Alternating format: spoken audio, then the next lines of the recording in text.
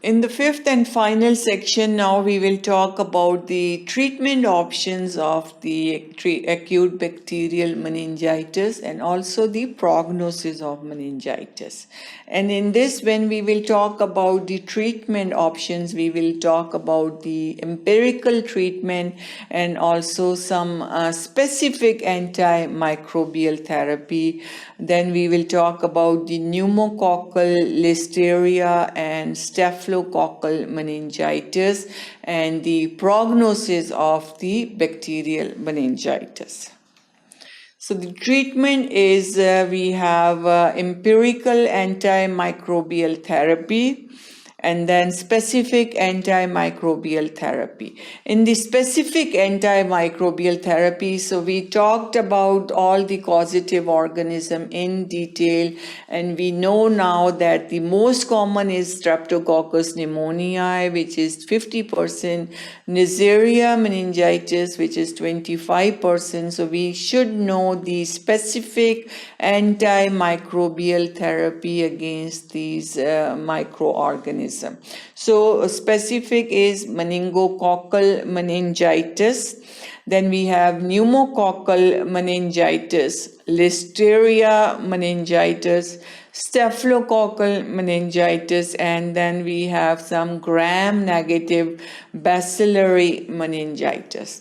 So these are the specific microorganisms for which we need the treatment, and then we also need to know about the empirical antimicrobial therapy, which we already discussed about the options in which we have the different age groups and the antibiotics which are preferably used. Then we have adjunctive therapy, which is the third treatment option. Empirical antimicrobial therapy. In patients with suspected bacterial meningitis, before results of cerebrospinal gram stain and culture comes up, Streptococcus pneumoniae and Neisseria meningitidis are the common causes. Combination of dexamethasone, cephalosporin, vancomycin, acyclovir. These are different drugs that are used for the Streptococcus and Neisseria infection. Doxycycline for tick-borne bacterial infection. So these are the empirical antimicrobial therapies. Ceftriaxone or cefotaxime, we have the good covers for Streptococcus pneumoniae, group B, Streptococci, Haemophilus influenzae. So ceftriaxone and cefotaxime, they are the drugs used for Streptococcus pneumoniae, group B, and Haemophilus influenzae. Then we have cefepime, which is used for more actively against Enterobacter and Pseudomonas aeruginosa. Ampicillin is used for Listeria monocytogenes. Metronidazole is used for gram-negative anaerobes. Ceftazidime, cefepime or meropenem is used for neutropenic patients who have decreased level of neutrophils, which are immunocompromised and more prone. So these are some empirical antimicrobial therapies. Meropenem is used for Listeria monocytogenes. Then we have some specific antimicrobial therapy against meningococcal meningitis. We have ceftriaxone and cefotaxime, penicillin G, IV antibiotic therapy, close contacts receive chemoprophylaxis, 2-day regime of rifampin. Adults, 1 dose of azithromycin and intramuscular dose of ceftriaxone. So for meningococcal meningitis, the treatment of choice is different cephalosporin, ceftriaxone, cefotoxime. Then we have also for adults we can use azithromycin and penicillin G also. So these are the for the meningococcal meningitis. Then antimicrobial therapy of central nervous system. Again, the organisms which are used and the drugs, we have Neisseria, which are penicillin sensitive. We used with the penicillin G. If they are resistant to penicillin, then we should use these cephalosporins like ceftriaxone or cefotoxime. Then streptococcus pneumonia, again, if they are penicillin resistant or sensitive. If they are sensitive, we use penicillin G. If they are resistant, we go for cephalosporins. Gram-negative bacilli, except Pseudomonas, we use ceftriaxone or cefotoxime.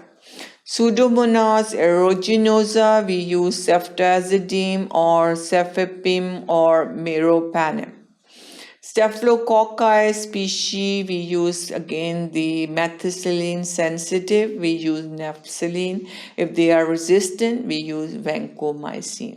Listeria, ampicillin plus gentamicin. Haemophilus influenzae, we use ceftriaxone or cefotoxime or cefepime. Streptococcus agalactiae, we use penicillin G or ampicillin. Bacteroides fragilis, metronidazole, and then also for Fusobacterium, metronidazole.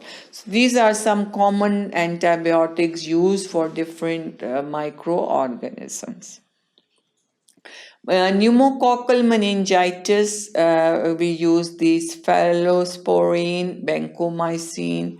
Therapy can be modified for streptococcus pneumoniae, which are susceptible to penicillin, and pneumococci, we can use ceftoxime or ceftriaxone.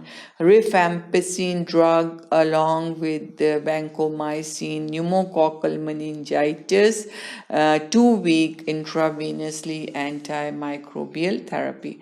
So again, mainly if we see, we use penicillin, ampicillin, and then we have different cephalosporins, gentamicin, vancomycin. So these are some common antibiotics that can be used.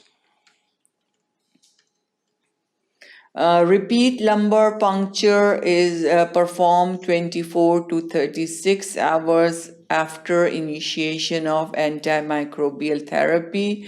If there is failure to sterilize cerebrospinal fluid, it means there is resistance of microorganism to the therapy.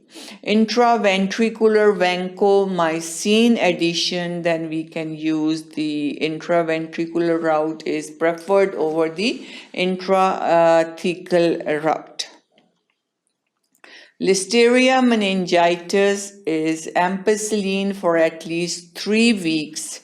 Gentamicin is added in critically ill patient. Trimethoprim and sulfamethoxazole combination, and alternative in penicillin allergic patients. So listeria, again, we can use trimethoprim, sulfamethoxazole in patients who are allergic to penicillin.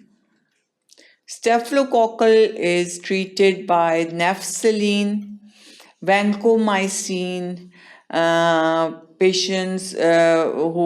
for patients allergic to penicillin. We can also, CSF is monitored during therapy, and intraventricular or intrathecal vancomycin can be tried for staphylococcal meningitis. Gram-negative meningitis is IV antibiotic therapy. Third generation cephalosporins like ceftoxime and ceftriaxone and ceftazidime. All these are the drugs used for also gram-negative meningitis. For Pseudomonas aeruginosa, we can try ceftazidime, cefepime, and meropenem.